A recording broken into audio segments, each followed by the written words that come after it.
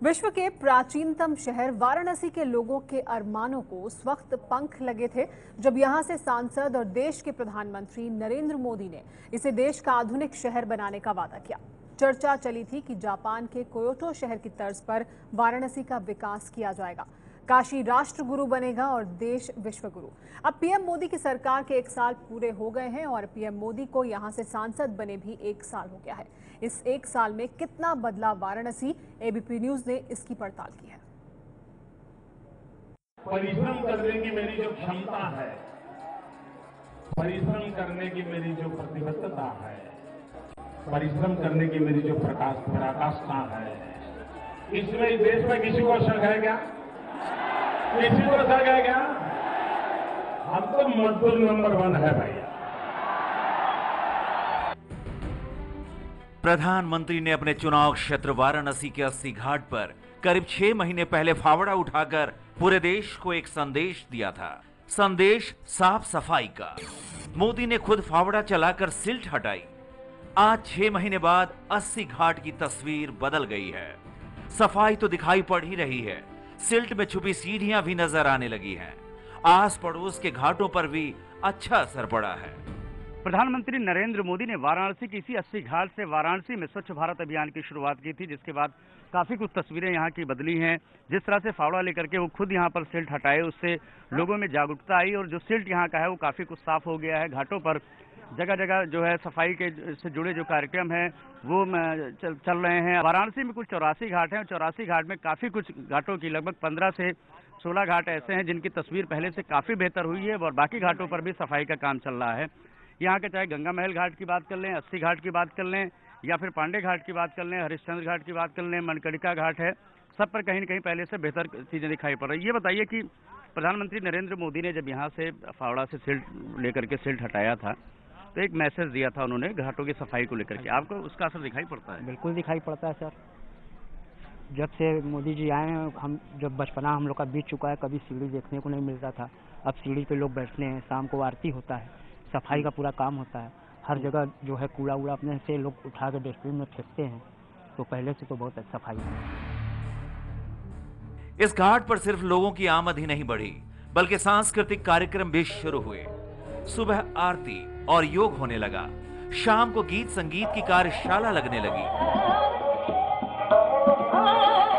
लेकिन शहर का हाल बदतर ही रहा। जगह जगह कूड़े के ढेर, मुंह ढककर नजरअंदाज करते आते जाते लोग, और यह हाल बाजार और रिहायशी इलाकों का है।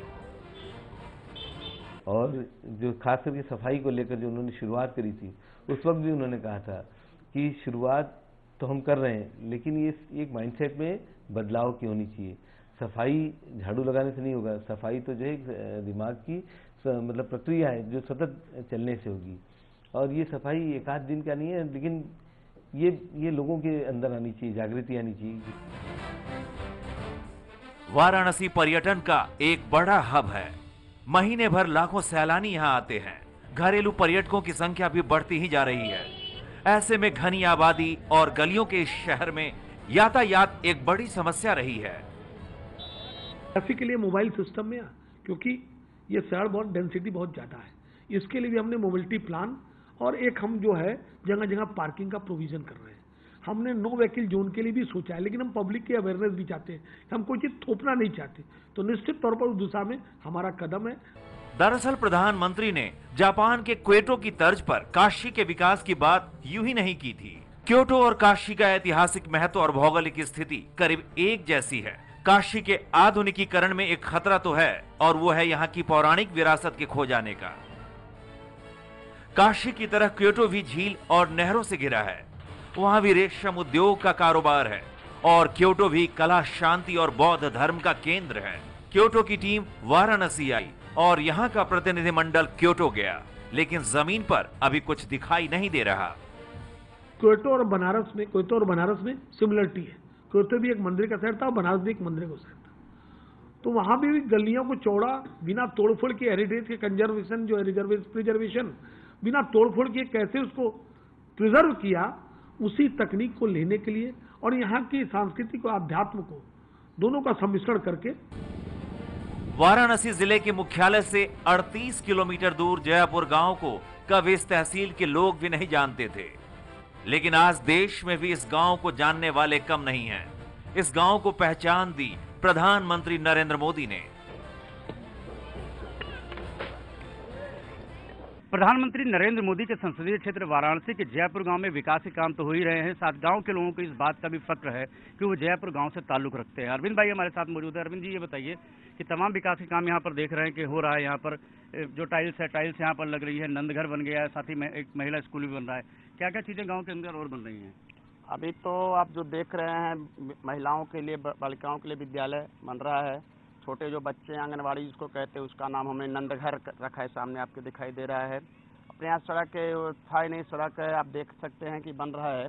उसके बाद सबसे पहले जो अपने यहाँ परंपरा है, हिंदू रीति नीति के अनुसार भारतीय संस्कृति जो है, नीचे स्तर से कोई काम किया जाए, जो निम्न वर्ग के लोग हैं, जो असहाय हैं, ऐसा आपने देखा होगा। वनवासी आश्रम बना हुआ है, बहुत सुंदर वनवासी आश्रम नरेंद्र भाई के कार्यक्रमों द्वारा बना है। इसका नाम रखा है मोदी जी का अटल नगर। इसके पश्चात हमारे गांव में प्रकाश की व्यवस्था नहीं थी पूर्णतया, तो प्रत्येक घरों के सामने सोलर लालटेन दिया गया है। और ये solar street light Goldie Green और यूनियन बैंक कितनी लगाई गई है? कुल 135 सोलर स्ट्रीट लाइट लगी हुई है। प्रत्येक 430 घरों में सोलर लालटेन सायंकाल जलते हुए आपको दिखेगा। अपने यहाँ पेयजल की बहुत बड़ी समस्या थी। यहाँ तक कि लोग 3-3, 4-4 दिन का पानी इकट्ठा करके पीते थे, लेकिन आज के समय में वो समस्या दूर हो। आप देख सकते हैं ये जो गांव है जयापुर गांव, इसमें 3 जो है मौजा वो आता है। इसमें मानिकपुर, मूसेपुर के अलावा जयापुर है। जयापुर में जो किसानों का नुकसान हुआ था उसका मुआवजा तो मिल चुका है, लेकिन बाकी जो गांव है, मानिकपुर जो मौजे हैं, मानिकपुर और मूसेपुर, वहाँ का अभी मुआवजा नहीं मिल पाया है। अरे भाई, आपसे जानना चाहेंगे कि आप बता रहे थे कि जो मुआवजा जो किसानों को नुकसान हुआ है, तो उसमें क्या दिक्कतें आ रही है? किन लोगों को मिला है, किन लोगों को नहीं मिल पाया? सर, यहाँ 5 मौजे हैं, एक मानिकपुर, मूसेपुर, जयापुर जो है। तो जयापुर को तो मिला, चेक बना है, लेकिन मानिकपुर, मूसेपुर ये सब नहीं बना। क्यों, ऐसा क्यों है? ये सरकारी महकमे वाले जो है अधिकारी यहाँ पर जो है सुनते नहीं, जो है कहते हैं कि नहीं, ये नहीं बनेगा। बताइए कि आप लोग जब यहाँ से बाहर जाते हैं, कहीं और जाते हैं और बताते हैं आप जयापुर गांव के रहने वाले हैं, तो कुछ खास अहमियत मिलती है आप लोग को? अरे बहुत मिलता है सर। कह रहे जब आप नरेंद्र मोदी मतलब प्रधानमंत्री नरेंद्र मोदी के गाँव के रहने वाले हैं आप लोग, तो आप बोलते हैं कि नहीं यार, अच्छी बात है कि आप उस गांव के हैं। अच्छा, इस ग्राम सभा को तमाम सुविधाएं तो मिल रही हैं, कॉलेज स्कूल आपको इंटरमीडिएट कॉलेज नहीं है, और ये अभी कन्या के लिए भी नहीं है। जयापुर गांव की रहने वाली ललिता केसरी की शादी 5 महीने पहले हुई है। बताती हैं कि ससुराल में बहुत से लोग इसलिए मिलने आते हैं कि वो उस गांव से ताल्लुक रखती हैं जिसे प्रधानमंत्री ने गोद लिया है। मैंने सुना है कि आपके जो गांव है वहाँ पर डिग्री कॉलेज लड़कियों के लिए बन जाएगा, तो और लड़कियों को आसानी होगी? जी, आसानी हो जाएगी और कहीं दूर पर जाना नहीं पड़ेगा। आपको कितनी दूर जाना पड़ता था? 12 किलोमीटर दूर जाना पड़ता था पहले। मतलब इंटर तो 5 किलोमीटर दूर पड़ते हैं, अब 12 किलोमीटर जाते हैं। अच्छा, अभी आप बता रहे थे कि आप अपने ससुराल में जाते हैं तो वहाँ तमाम लोग मिलने, और खास करके इसलिए आते हैं क्योंकि आप जयपुर गांव से ताल्लुक रखते हैं। क्या अनुभव है आपको? जी, वहाँ पर मतलब बहुत शोर होता है कि जयपुर अब जयपुर हो गया है, सोना हो गया है, इससे बोलते हैं। हम भी बोलते हैं कि हाँ, वहाँ पर मोदी जी आए थे, कभी भी जिंदगी में नहीं आए थे, वहाँ पर आए हैं। तो आप देख सकते हैं जयपुर गांव है जहां का नज़ारा बिल्कुल बदला हुआ है। विकास के तमाम यहां पर काम चल रहे हैं। जो गांव के लोग हैं वो भी इस बात से फख्र कर रहे हैं कि जयपुर गांव से वो ताल्लुक रखते हैं जिसको प्रधानमंत्री नरेंद्र मोदी ने गोद लिया है, और तमाम सुख सुविधाएं यहां पर पहले से ज़्यादा बेहतर हुई है। और लोगों को उम्मीदें और भी है कि जो और वादे किए गए थे, जो और उनके साथ दावा किया गया था तमाम और चीज़ों को बनाने का, उसका काम धीरे धीरे शुरू हो गया और जल्दी वो पूरा हो जाएगा।